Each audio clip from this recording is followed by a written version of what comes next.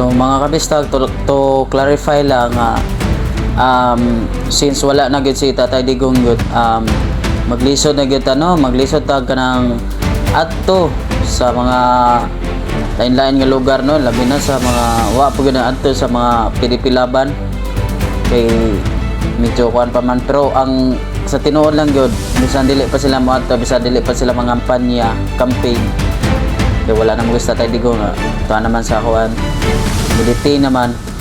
Ang ako lang, bisan wala na si Tatay Digong, nagpabilin naghapon ang among kasing-kasing ngadto sa mga PDP laban, no, kay doy na kayo silang kuan, si Marcolita, si Ruben Padilla, si Philip Salvador, si Jimmy Bondok, si Tibuloy, o sa tanan PDP laban.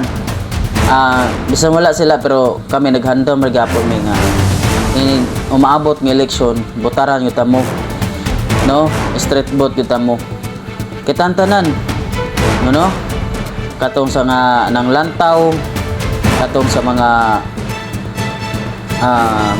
kuan sa comment sa akong video, ato lang yun labanan yun ang PDP laban, bisan wala na sila, bisan wala na si Tatay Digong, pero nagpabilin nga punta nga PDP laban ta.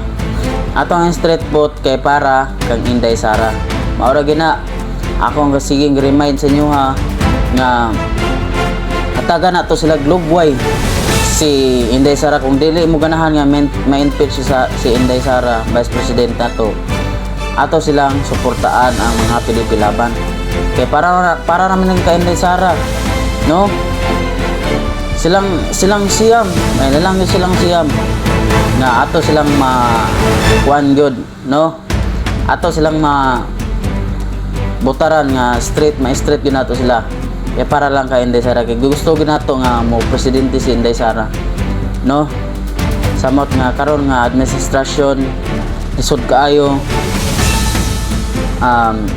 di tagani kaduol, di tagahangyo ana nya, nawala pa niya atong PhilHealth nga karon nga administrasyon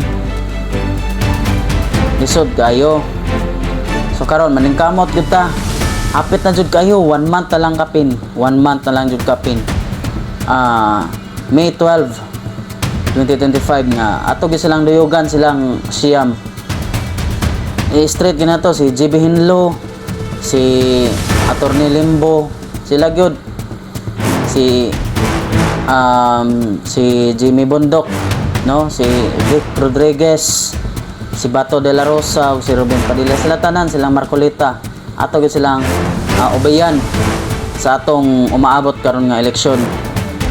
Thank you.